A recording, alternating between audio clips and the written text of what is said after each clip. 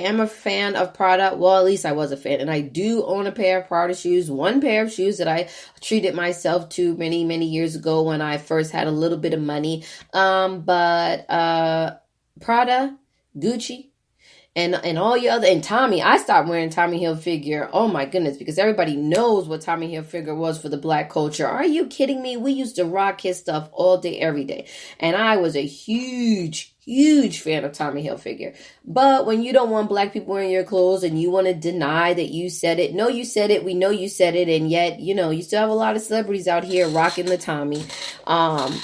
And, it's not me. I'm not one of them. But like I said, you have to stand for something. I mean, you can sit here and pretend that it's okay to walk around with clothes and brands that don't want you in their clothes and you feel good about yourself because you're not a celebrity, you're not famous, you don't think there are black woke people who see you walking around and supporting companies that don't support you, then be my guest. I mean, to each its own. You can't force, anything on anybody. The other thing I would like to kind of throw out there that I know everybody's talking about is the Grammys. I did not watch the Grammys. Like I said, I suffered a death in my family, and unfortunately, my family's just getting, we're just trying to get through the days right now. So I did not get a chance to watch the Grammys. I did DVR it, so I may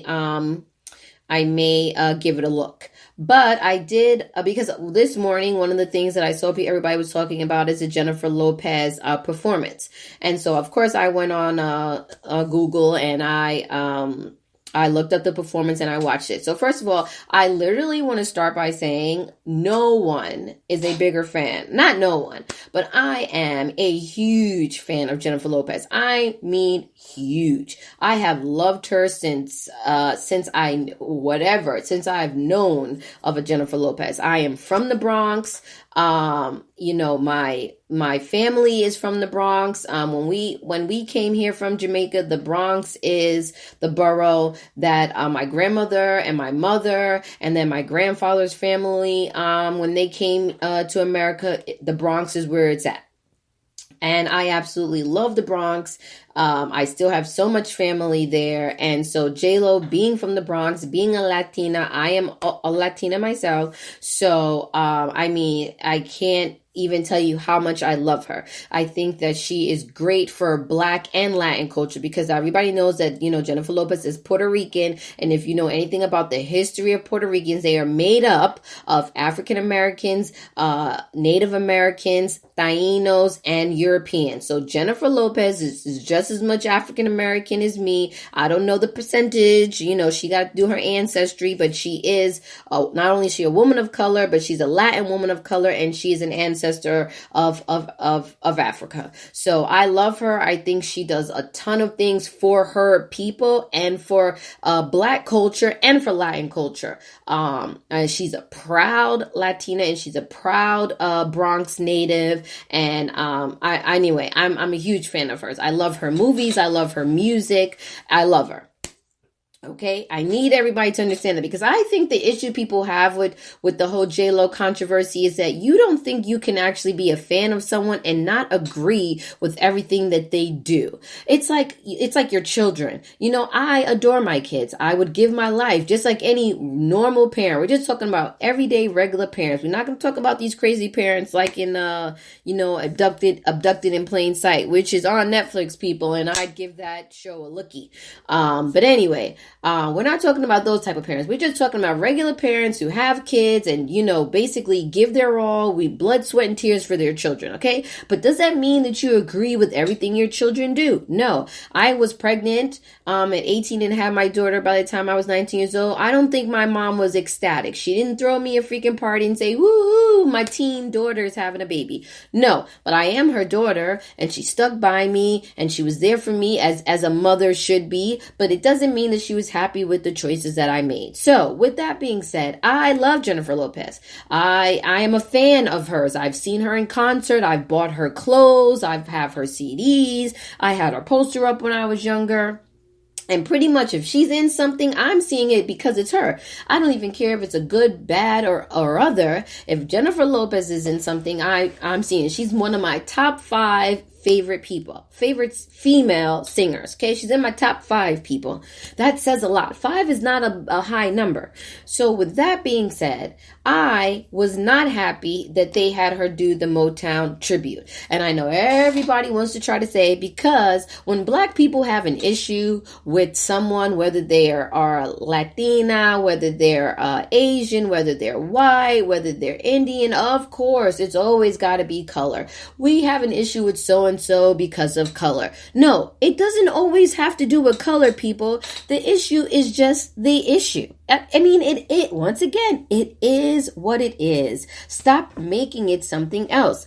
It is not a race issue when it comes to Jennifer Lopez performing at the Grammys for a Motown. I want you to hear this, people. Motown tribute. Okay? It has nothing to do with that. It has everything to do with the culture. Okay? It is a culture issue. Culture, people. I want you to understand the difference between culture and race. The culture is the Marvelettes, Michael Jackson, The Miracles, Marvin Gaye, Martha Reeves, Mary Johnson, oh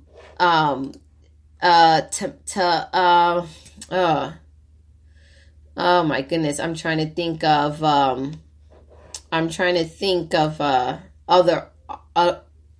artists. It'll come back to me. Oh, Barry Gordy, Eddie Kendricks, David Ruffin, Tammy Terrell. Some of you people have no idea who these artists are. The Marvels, the Monitors, Mabel John. I want everybody to understand who these people are. Okay, some of you have no idea because you don't even have good taste in music. Oh, Diana Ross, Stevie Wonder. You know, I mean, you're listening to freaking 6ix9ine nowadays, so these names are probably like Spanish or Chinese to some of you people. But these are the people who made up Motown. These are the artists who opened the door for Black singers and opened the door for soul. I mean, deep down in your heart, soul. Okay? So once again, I know pretty much everybody I named is Black, but I'm trying to pinpoint the culture, their voice, their singing style, okay? Jennifer Lopez knows that she is not an R&B singer, rhythm and blues, people, soul, okay? She is not an R&B rhythm and blues soul singer. You know that. You know that she's not an R&B singer. Why? Why are you making this an issue about the fact that she is Jennifer Lopez, the Latina who can dance and sing and act her ass off? No, it has nothing to do with that. She is not and never has been an R&B singer. She's pop culture. She can even be a Latin culture. But I just want to pinpoint to you, as a Latina myself, I'm not Puerto Rican, but I'm letting you know right now that I know, I can think in my head right now, 5 Puerto Ricans who, mind you, are not fans of Jennifer Lopez. Not only are they not fans, but they don't think J-Lo can sing, which I don't agree with. They don't think she can sing, they don't think she can act, and they don't think she's a good representation of Puerto Ricans. I'm just being honest with you. I don't think that. I'm not Puerto Rican. I cannot speak for the Puerto Rican culture, but I'm just giving you a heads up. Mind you how I said culture, because Puerto Rican is not a race, it's a nationality. Anyway, that's a whole nother podcast. But the culture, I have had Puerto Ricans say that, like, you know, we're not as big a fans of J-Lo's as a lot of people think a Puerto Rican might be.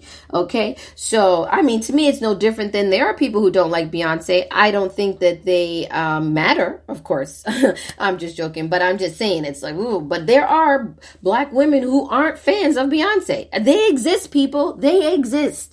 Anyway, so she is not a soul singer. She does not represent that sound at all. It doesn't matter her skin color or her nationality or even her race. She is not a soul singer. Not at all, not a little bit, not around the way, nothing, okay?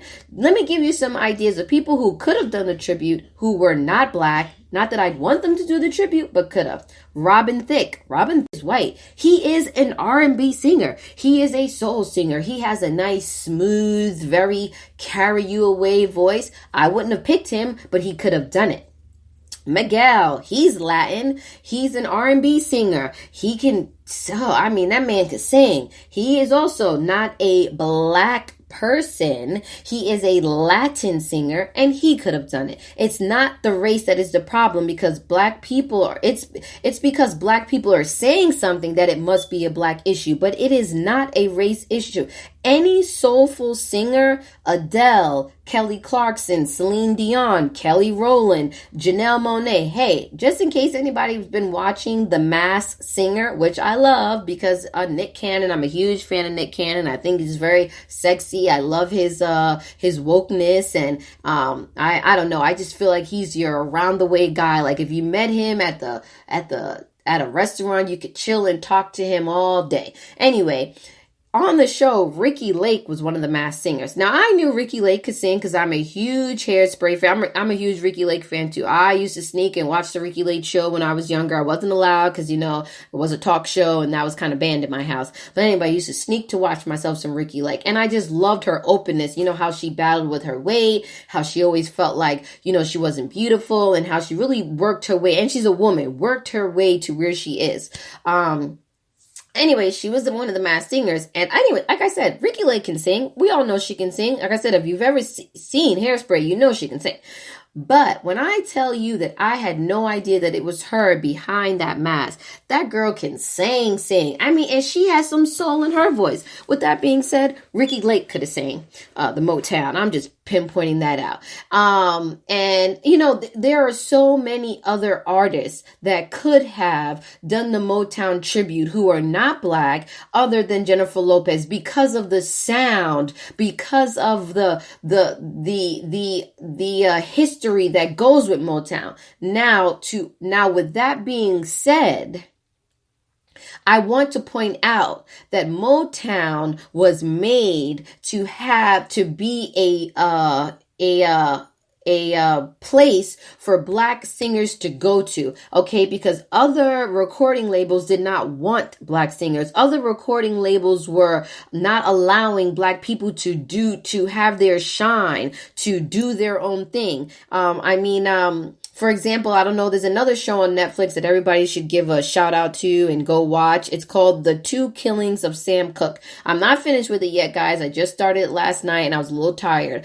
But one of the things that I watched when I was watching the show is that Sam Cooke, he was talking about that he refused to sing at venues that black people couldn't be on the bus with or couldn't be behind stage with. And the fact that he wouldn't put things in his hair, like he wore his fro. And Stevie, what's this guy's name? I can't think of his name. Is it Stevie? Oh, it'll come to me. I'm sorry, I can't think of his name right now. It'll come to me. Smokey Robinson. I'm saying Stevie. Sorry. Smokey Robinson. He was saying yesterday how everybody had product in their hair and everybody was doing the Jerry curl and the flat irons and, smoothing back, basically the white people style hair. And Sam Cooke was one of those people who were like, no, I'm going to wear my hair natural. I'm going to have my fro out and just going to be what it's going to be. And he even said, like, that was me. I was so proud of the fact that he did that I, wore my hair like a fro. Motown was a safe place for black singers to go and do their thing, show I don't think people understand the power of the black voice, okay? If you listen to black gospel, if you watch any documentary on slavery and you hear our people singing while they're picking that cotton, while they're scrubbing those floors, while they're cleaning that house, even while their fellow brothers brother and sister, mother was getting beat, and they singing them hymns, and they trying to get you through, and they letting you know Jesus got you. Okay, this is just right now. This is just this moment. We are going to push through this. We are going to shine. We are going to rise. If you listen to the power of the Black voice, people, you would understand why, even though there were dozen of other amazing soulful singers that could have sang and represented Motown that were not Black, that were not, you would understand why